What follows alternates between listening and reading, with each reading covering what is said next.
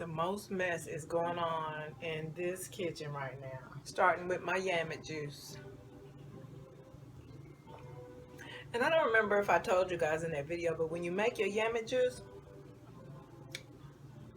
don't strain it. It's all good stuff.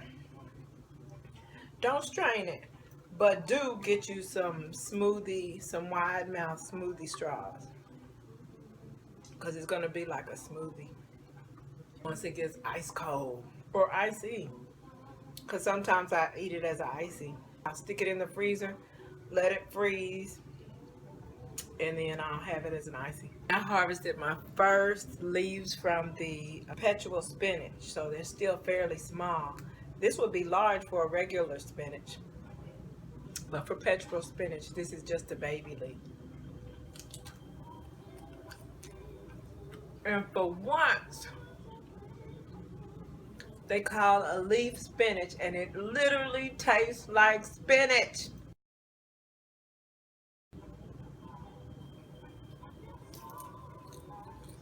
And it grows in the heat.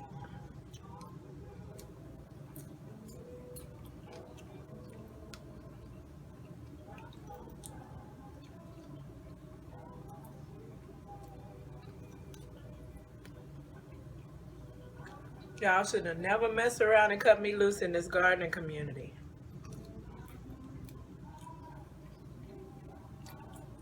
Y'all ain't even ready. Really tastes like spinach. Thank you for that.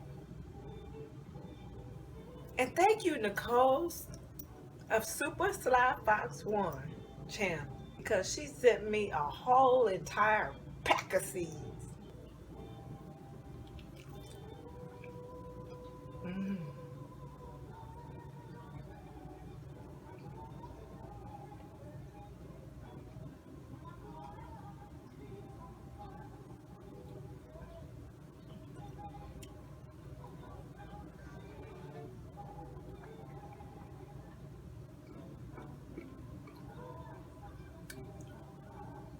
I could actually blend that up in one of my blendable smoothies.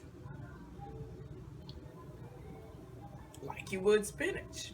If you want to get some greens in your fruit smoothie. Good stuff. Because if next year I should decide to just go ahead and eliminate collards as well, it'll be callaloo and perpetual spinach all up in this bitch. That's all I'll need. Because we all know I could eat callaloo every day. And I can put spinach in everything that you can put anything green in. Everything that I cook, anything that's raw. Let me find out that cabbage worms don't like perpetual spinach. Because they didn't bother the callaloo too tough last year, if I remember. But let me find out that they don't like perpetual spinach either. I'm not going to need any more greens. I'm not going to need any more greens. Because I could do my wraps in perpetual spinach too. Everything I could use the spinach for. Except for more stuff. Like in a salad. Except I don't know if spinach will cook. The spinach will cook too quick for my wraps though that I make with collards. Did I post those? I'll check and see, and if I didn't, then I'll post them, or I'll make some more and post that. Honey mango seed. I don't know who I think I'm fooling with this.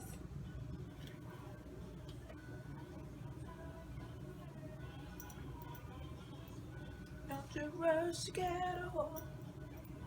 I love this filter, but I do not love that I have to stop and let it load every time I'm finished with a few seconds of footage. But anyway, we're going to see if this is the culprit, if this is indeed the culprit. I went out and got a fresh leaf of the perpetual spinach to see if this is a problem.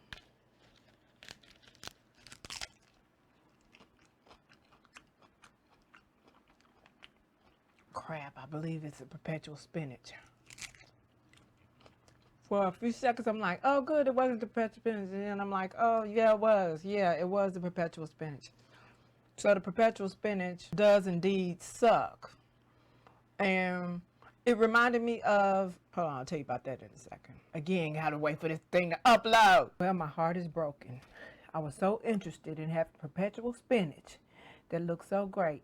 And come to think of it, it does look like Swiss chard. And Mr. said, that looks like Swiss chard. Is that Swiss chard? And I was like, no, it's perpetual spinach. That's totally different. What does it say?